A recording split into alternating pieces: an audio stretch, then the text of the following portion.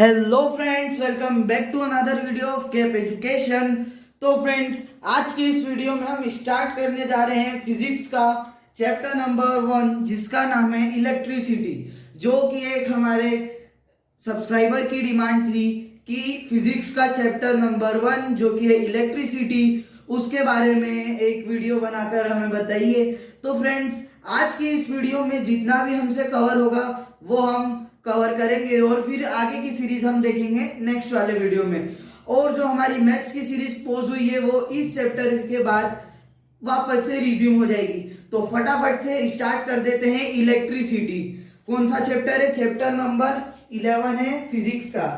Chapter 11 science की book में आपको 11 देखने को मिलेगा, और अगर आप फिजिक्स में देखें तो ये फर्स्ट ही चैप्टर है।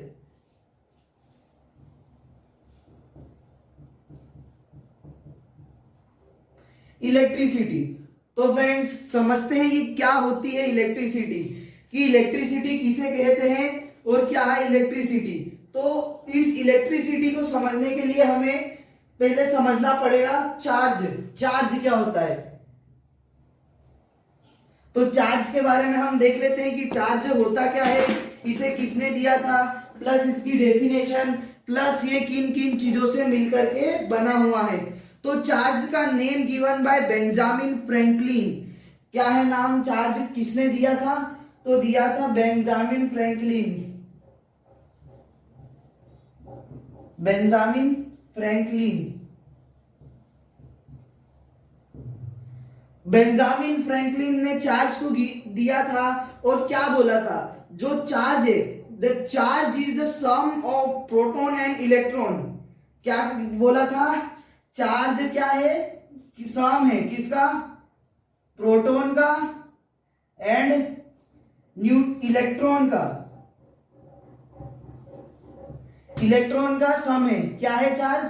प्रोटॉन और इलेक्ट्रॉन का सम है। इसे क्या बोलते हैं? चार्ज। इसको इस प्रकार से भी लिख सकते हैं। प्रोटॉन को किस चीज से डिफाइन करते हैं? P positive. और इलेक्ट्रॉन को किस चीज से डिफाइन करते हैं? Small e negative. तो इसको इस प्रकार से भी हम डिफाइन कर सकते हैं। तो ये क्या हो जाएगा? छोटा सा फॉर्मूला चार्ज का। अब हम देख लेते हैं ये चार्ज प्रेजेंट कहां होता है, प्लस इसे हम केमिस्ट्री के कुछ एलिमेंट्स से समझते हैं कि चार्ज कैसे होता है। जैसे Na11, Na क्या होता है? Sodium, Na11। अभी ये न्यूट्रल है, इसके ऊपर कोई चार्ज नहीं है, पर जब इसकी एटॉमिक नंबर क्या है? 11। जब हम इसका एटॉमिक कॉन्फ़िगरेशन निकालेंगे तो क्या आ जाएगा? 2, 8, 1। 2 और 8 10 और 1 11। ये आगे 11। तो ये हो जाएगा इसका एटॉमिक नंबर का कॉन्फ़िगरेशन 2, 8, 11। तो Na पर क्या आ जाएगा? एक पॉजिटिव। तो इसे ऐसे लिख सकते हैं Na11 और 1 पॉजिटिव। तो ये क्या हो जाएगा? इलेक्ट्रीफाइड। और ये क्या हो जाएगा? न्यूट्रल। डिफरेंस समझ में आया? जिसपे कोई भी साइन आपको दिखे पॉजिटिव का, माइनस का, तो इसको क्या बोलते हैं? इलेक्ट्रीफाइड। ये वाला क्या कहलाएगा? इलेक्ट्रीफाइड। और ये वाला क्या कहलाएगा? न्यूट्रल। या इसे हम कह सकते हैं ये चार्ज भी कहला सकता है। इसे और क्या बोल सकते हैं हम? इलेक्ट्रीफाइड या चार्ज। तो अब इसमें क्या होना चाहिए? न्यूट्रल में Z is equals to P equals to E। Means number किसके इक्वल होना चाहिए? प्रोटॉन ऑफ और इलेक्ट्रॉन के लिए। तो ये क्या हो जाएगा? न्यूट्रल हो जाएगा। और जब हमें n फाइंड करना हो, मीन्स तो n की क्या हो जाएगा formula? n is equals to Z minus P। इन दोनों को माइनस कर देंगे तो n की वैल्यू आ जाएगी। और n क्या होता है? Number of electrons. क्या होता है? n क्या होता है? Number of electrons in present in an atom. Number of electron in an atom. तो फ्रेंड्स, ये आप कॉपी के टॉप पर लिख लीजिए, जिससे आपको हमेशा याद रहेगा। जब आप बुक्स भी खोलेंगे तो आपको फ्रंट पर ही ये दिख जाएगा कि n का मतलब होता है नंबर ऑफ इलेक्ट्रॉन्स। अब आगे बढ़ते हैं इसी चैप्टर में, और आगे हम क्या देखेंगे, दो केस देखेंगे जिससे हमको पता चलेगा, फिर हम एक चार्ज की प्रॉपर डेफिनेशन लिखेंगे। तो चलते हैं नेक्स्ट बोर्ड पर और देखते हैं दो केसेस और चार्ज की डेफिनेशन। तो फ्रेंड्स फटाफट से देख लेते हैं हम केस नंबर 1। तो केस नंबर 1 में क्या हुआ है, नंबर ऑफ प्रोटॉन जो है वो ज्यादा है किसके नंबर से, नंबर ऑफ इलेक्ट्रॉन से ज्यादा है। तो लिख देते हैं यहां number of proton greater than number of electron, या फिर इसे हम ऐसे भी लिख सकते हैं n of p number of proton is greater than number of electron, और इन पे चार्ज दे देते हैं। प्रोटॉन पॉजिटिव है तो प्लस और इलेक्ट्रॉन नेगेटिव है इसलिए माइनस। तो इसका एक हम बॉक्स ले लेते हैं या सर्कल, जो भी आपको लेना हो ले सकते हैं। तो ये जैसे कि एक एटम मान लो, तो इसमें क्या है, प्रोटॉन ज्यादा है तो सब दूर ज्यादा साइन किसके दिखेंगे, positive positive positive positive positive, सब दूर आपको पॉजिटिव साइन ही दिखेंगे। और इसे हम क्या बोलते हैं, electrons are lesser than proton, और इसे क्या लिख सकते हैं हम, डेफिशिएंट ऑफ इलेक्ट्रॉन। क्या लिख सकते हैं, डेफिशिएंट ऑफ इलेक्ट्रॉन। और क्या लिख सकते हैं, electrons are lesser, electrons are lesser than proton, इसे भी लिख सकते हैं, इसे भी लिख सकते हैं। अब चलिए फटाफट से देख लेते हैं नेक्स्ट केस, जो कि है केस नंबर 2। तो फ्रेंड्स केस नंबर 2 में क्या हुआ है, number of electrons are greater than number of protons. तो क्या लिखेंगे यहां, number of electrons are greater than number of proton, number of electrons are greater than number of proton. अब इसमें हम एक सर्कल ले लेते हैं। अब किसकी मात्रा ज्यादा है, इलेक्ट्रॉन्स की। इलेक्ट्रॉन का साइन क्या होता है, माइनस, तो इस गोले में आपको क्या ज्यादा साइंस देखने को मिलेंगे, नेगेटिव साइंस आपको ज्यादा देखने को मिलेंगे। मीन्स ये क्या हो गया, नेगेटिव हो गया। इसमें क्या ज्यादा आ जाएगा, नंबर ऑफ इलेक्ट्रॉन्स ज्यादा आ जाएंगे। तो इसे हम कैसे लिख सकते हैं, एन ब्रैकेट में ई नेगेटिव ग्रेटर है तो ग्रेटर का साइन इस तरफ हो जाएगा, और इस साइड पी पॉजिटिव और ब्रैकेट क्लोज। अब इसमें क्या लिखना है, एक्सेस ऑफ इलेक्ट्रॉन्स। जिस प्रकार से हमने पिछले में लिखा था डेफिशिएंट ऑफ इलेक्ट्रॉन्स, इसमें लिखेंगे excess of electrons.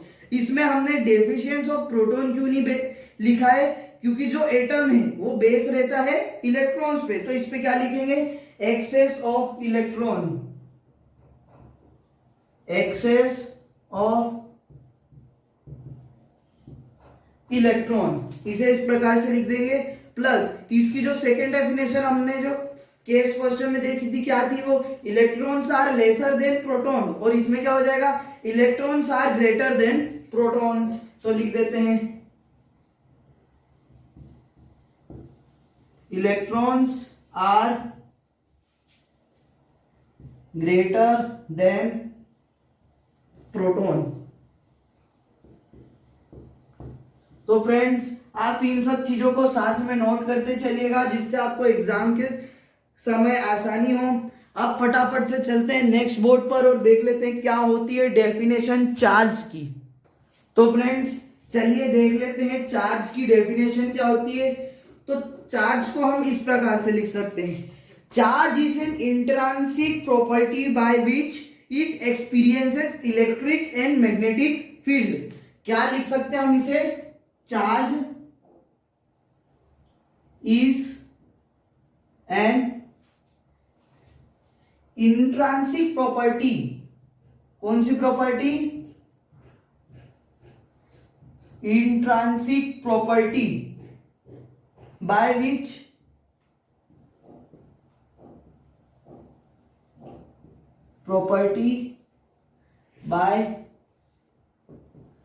which it experiences electric and magnetic field. It experiences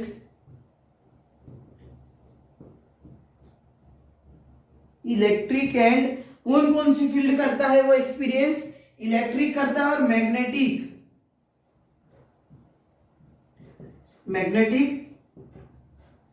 field को वो एक्सपीरियंस करता है। तो ये हो गई हमारी पूरी चार्ज की डेफिनेशन। फ्रेंड्स, ये बहुत इंपॉर्टेंट चार्ज की डेफिनेशन है, तो इसको आप अपने फेयर कॉपी में भी नोट कर सकते हैं। सर टीचर्स कुछ नहीं बोलते क्योंकि बहुत प्यारी सी सिंपल सी डेफिनेशन है जो कि आपको याद भी हो जाएगी। अब देख लेते हैं हम चार्ज के बारे में कुछ नई चीजें। तो चार्ज को रिप्रेजेंट किया जाता है Q से, लिख देते हैं रिप्रेजेंटेड बाय Q, और Q भी कौन सा? कैपिटल Q से चार्ज को रिप्रेजेंट किया जाता है। यूनिट ऑफ चार्ज क्या होती है? यूनिट ऑफ चार्ज क्या होती है? कूलम। क्या होती है फ्रेंड्स? कूलम। COULOMB। इसकी स्पेलिंग फ्रेंड्स ध्यान में रखना, COULOMB। और इसका साइन क्या होता है कूलम का? C लिख सकते हैं इसका साइन। और चार्ज कौन सी प्रॉपर्टी? हमने 9th में दो प्रॉपर्टीज पढ़ी थी, एक थी स्केलर प्रॉपर्टी और एक थी वेक्टर प्रॉपर्टी। तो चार्ज कौन सी क्वांटिटी है? स्केलर क्वांटिटी या वेक्टर? तो चार्ज में हम सिंपली लिख देंगे चार्ज क्या होती है? तो चार्ज होती है स्केलर क्वांटिटी। कौन सी होती है? Scalar quantity. चार्ज कौन सी क्वांटिटी होती है? तो फ्रेंड्स चार्ज होती है स्केलर क्वांटिटी। फिर क्या होती है? चार्ज की सबसे मेन चीज, चार्ज जो होता है क्वांटाइज्ड रहता है। तो क्या लिख सकते हैं हम? Charge is quantized. QUANTIZED। Charge is quantized. ये सबसे मेन है कि चार्ज इज क्वांटाइज्ड। अब यहां से देख लेते हैं हम कि क्या हो गया। Q is equals to charge हो गया, NE इज इक्वल्स टू क्या हो गया? Number of electrons. लिख लेते हैं नंबर ऑफ इलेक्ट्रॉन्स, है ना। और n इसमें हमें लेना है इंटीजर। n की वैल्यू क्या रहेगी? हर एटम में आप कहीं पर भी देख लीजिए n कभी भी इंटीजर ही रहता है पर जीरो नहीं रहता है। n is always integer. ये हम लिख रहे हैं n के बारे में, ऑलवेज इंटीजर।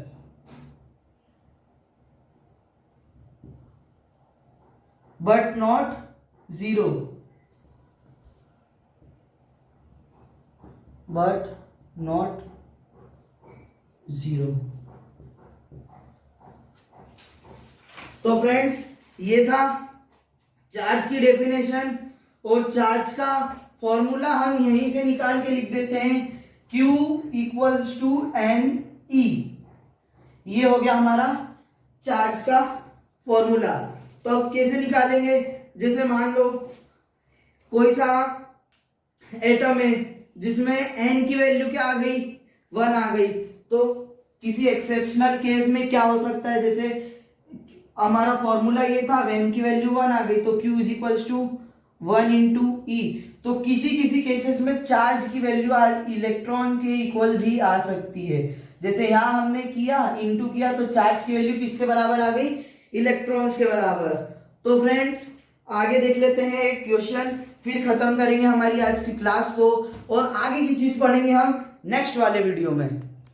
तो फ्रेंड्स हमारे सामने आ जाता है क्वेश्चन जो कि है, if a body has 1 coulomb charge then find the number of electrons present in a body. तो फ्रेंड्स फॉर्मूला हम पहले लिख लेते हैं इस क्वेश्चन के लिए। घबराना नहीं है, कोई सा भी क्वेश्चन हो, सबसे पहले उसका फॉर्मूला लिख लेते हैं। तो फॉर्मूला क्या आ जाएगा? Q is equals to NE। अब फॉर्मूले में सिर्फ वैल्यू पुट करना है। अब जैसे Q is equals to NE है, अब N और E इधर मल्टीप्लाई में है, और Q इक्वल्स टू में है तो Q को उस साइड ले जाएंगे और N को इधर ले आएंगे, तो N मल्टीप्लाई में था तो डिवाइड में आ जाएगा, तो फॉर्मूला क्या हो जाएगा, N is equals to Q by E आ गया। N इज इक्वल्स टू क्या हो जाएगा, Q बाय E। अब कितने कूलम्ब का चार्ज था, तो था 1 कूलम्ब का चार्ज, इसको लिख देते हैं 1 कूलम्ब का चार्ज, 1 कूलम्ब। अब एक इलेक्ट्रॉन का चार्ज कितना होता है, 1.6 into 10 to the power minus 19 C। क्या होता है 1.6 इंटू 10 की power minus 19 C। C means coulomb भी होता है फ्रेंड्स। तो इस वैल्यू को आप कहीं पर नोट कर लीजिए बड़े से अक्षरों में, तो आपको ये वैल्यू याद रहेगी। ये वैल्यू किसकी है, इलेक्ट्रॉन की वैल्यू है कि इलेक्ट्रॉन की क्या वैल्यू रहती है, मीन्स उसका इलेक्ट्रॉन का साइज क्या, चार्ज क्या रहता है उस पे, तो 1.6 इंटू 10 की पावर माइनस का 19। फ्रेंड्स यहाँ पर ध्यान देना कि ये जो वैल्यू है ये 10 इंटू माइनस 10 की पावर माइनस 19 है। कोई भी बच्चे प्लस लिखाते तो वो बहुत बड़ा हो जाता, अपने हाथ के साइज से भी फ्रेंड्स बड़ा हो जाएगा, तो इसको ध्यान रखना। अब यहाँ देखेंगे C से C कैंसिल हो जाएगा। अब हम क्या करेंगे, प्लस को ऊपर मल्टीप्लाई में ले जाएंगे, जैसे माइनस का है तो ऊपर जाके किसका हो जाएगा, प्लस का हो जाएगा। और इसको हम 10 लिख सकते हैं, 1 को नीचे से पॉइंट हटाएंगे तो ऊपर 10 हो जाएगा, और ये जो वैल्यू रहेगी ऊपर जाके प्लस हो जाएगी, तो 10 अपॉन में 16, और इधर क्या बच जाएगा अपने पास 10 की पावर 19 आ जाएगी। अब इसे डिवाइड करने पे हमें क्या हो जाएगा, मीन्स ये जैसे 10 है तो इसका एक और 0 इधर चल जाएगा, क्या हो जाएगा, इक्वल्स टू करके लिख देते हैं 10 की पावर 20, और इधर 1 अपॉन में इसको हटा देते हैं 1 अपॉन में 16, तो 1 अपॉन 16 की वैल्यू क्या आ जाती है, अप्रोक्स 626.25, और इधर क्या आ जाएगा 18, 10 की पावर 18 हो जाएगी 0.25, जब कैलकुलेट करेंगे तो क्या हो जाएगा वैल्यू हो जाएगी इसकी 6.25, तो क्या आ जाएगी 6.25 इंटू जो हमारी पावर चल रही है 10 की पावर 18 हो जाएगी, दो इसको आगे खसकाने में लग गए तो उधर प्लस की वैल्यू होगी, तो क्या आ जाएगा 6.25 इंटू 10 की पावर 18। तो फ्रेंड्स आज के वीडियो में इतना ही, अगले वीडियो में पढ़ेंगे हम इलेक्ट्रिक करंट और कंडक्टर क्या होते हैं, और फिर देखेंगे एक और नया क्वेश्चन, और यदि पॉसिबल रहा तो हम देख लेंगे इलेक्ट्रिक पोटेंशियल डिफरेंस। और आज की वीडियो में इतना ही, मिलते हैं नेक्स्ट वीडियो के लिए, तब तक के लिए ध्यान से हमारी स्टडी करें, और जो हमारे मैथ्स के क्वेश्चन थे उन्हें सॉल्व करें, प्लस मैं प्रीफर करूंगा आप एनसीईआरटी एग्जाम्पलर से इसी प्रकार के जो हमने अभी ये क्वेश्चन सॉल्व किया है, इसी प्रकार के कुछ और नए सॉल्व करें, जिससे आपकी परफेक्शन और बढ़ेगा। तो फ्रेंड्स आज के वीडियो में इतना ही, थैंक्स फॉर वॉचिंग।